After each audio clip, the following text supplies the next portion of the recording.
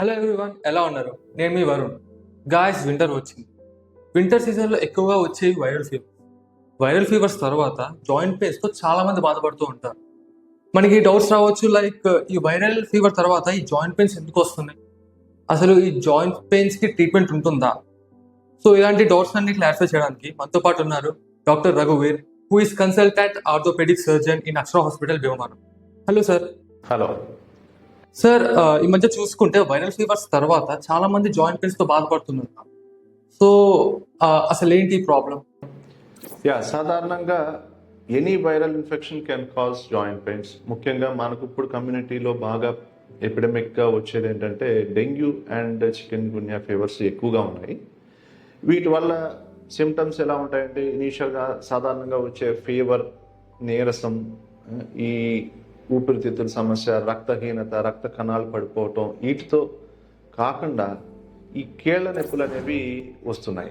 ఇవి జ్వరం ఉండి ఒక వారం రోజుల్లో ఇవన్నీ తగ్గిపోయినా కీళ్ళ నొప్పులు మాత్రం చాలా మందిలో కొన్ని నెలల పాటు ఇబ్బంది పెడుతున్నాయి. వాళ్ళు సొంత పనులు చేసుకుంటానికి కూడా కష్టపడుతున్నారు. ఇది కొంచెం డైలీ యాక్టివిటీస్ చేసుకుంటానికి చాలా మందిలో కష్టంగా ఉండి మా ఓపీకి ప్రజెంట్ అవుతూ ఉంటారు.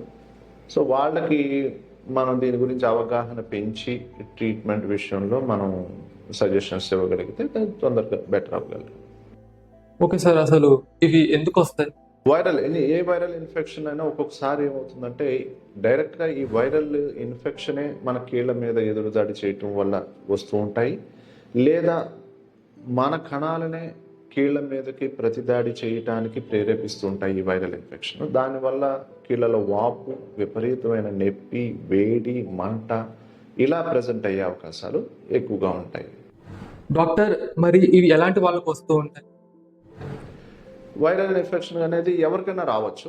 ముఖ్యంగా ఇన్ఫెక్షన్ వచ్చిన ఈ నొప్పులు సాధారణంగా 30 యంగ్ పేషెంట్స్తో తక్కువ ఉంటాయి. 30 దాటి పైబడి 40 ఆ పైన వాళ్ళకి కొంచెం ఎక్కువగా ఇబ్బంది పడుతున్నాయి ఓపీ ప్రజెంటేషన్లో చూసిన దాన్ని బట్టి. సో వాళ్ళకి కొంచెం ఎక్కువగా సఫర్ అవుతున్నారు. వాళ్ళకే ఎక్కువగా ట్రీట్మెంట్ కూడా అవసరం అవుతుంది.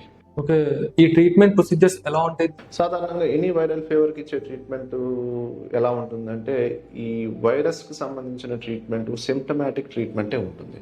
ఇప్పుడు జ్వరం వస్తే జ్వరానికి వైద్యం చేస్తాము, దగ్గు జలుబు వస్తే వాటికి చేస్తాము, నొప్పులు వస్తే నొప్పులకు చేస్తాము. ఒక్కొక్కసారి రొటీన్గా వాడే ఈ నొప్పి బిళ్ళలు లేకపోతే మనం తీసుకునే జాగ్రత్తలకి ఈ నొప్పులు అనేవి రెస్పాండ్ అవ్వవు. అలాంటి సమయాల్లో ఒక్కొక్కసారి మనం స్టెరాయిడ్ కూడా వాడాల్సిన, మిగతా కీళ్ళవాతంలో మనం వాడే స్టెరాయిడ్ లాంటి పదార్థం కూడా కొన్నాళ్ళు ఒక షార్ట్ డ్యూరేషన్ కోర్స్ కింద మనం ఇవ్వాల్సిన అవసరం పడవచ్చు. సో ఫైనల్గా మా వ్యూవర్స్కి ఏమైనా ప్రికాషన్స్ చెప్తారా వింటర్ సీజన్? ఏ వైరల్ ఇన్ఫెక్షన్ అయినా ఒకరి నుంచి ఒకరికి స్ప్రెడ్ అయ్యటం వల్లే వస్తుంది. దానికి చాలా కారణాలు ఉంటాయి. ఇప్పుడు డెంగ్యూ వైరల్ ఫీవర్ అనుకుంటే అది దోమల ద్వారా ఎక్కువ స్ప్రెడ్ అవుతుంది. మనం వాటికి ఎక్కువ ఎక్స్పోజ్ అవ్వకుండా తీసుకోవాల్సిన జాగ్రత్తలన్నీ కూడా తీసుకుంటే మనం డెంగ్యూ జ్వరాన్ని మనం అరికట్టచ్చు. ఇంకా మిగతా వైరస్లకు వస్తే ఈ చాలా ఇన్ఫెక్షన్స్ మన డైరెక్ట్ కాంటాక్ట్ వల్ల వస్తూ ఉంటుంది. ఇప్పుడు మన క్రౌడెడ్ ప్లేసెస్లో తిరగటం కానీ, లేకపోతే అన్కంటామినేటెడ్ ఫుడ్ అండ్ యుటెన్సిల్స్ ఈ వస్తువులు వాడటం కానీ, ఇటు ఆల్రెడీ ఇన్ఫెక్ట్ అయిన పీపుల్తో ఎక్కువగా క్లోజ్గా మూవ్ అవటం కానీ చేయకుండా ఉంటే చాలా మటుకి మనం అరికట్టచ్చు. Thank you so much. So guys, విన్నారు కదా మన డాక్టర్ సార్ ఏం చెప్పారో. సో మీకు కనుక వీడియో నచ్చినట్టయితే please like, share, subscribe to our channel. ఏమైనా డౌట్స్ ఉంటే కామెంట్ సెక్షన్లో కామెంట్ చేయండి. This is Varun signing out.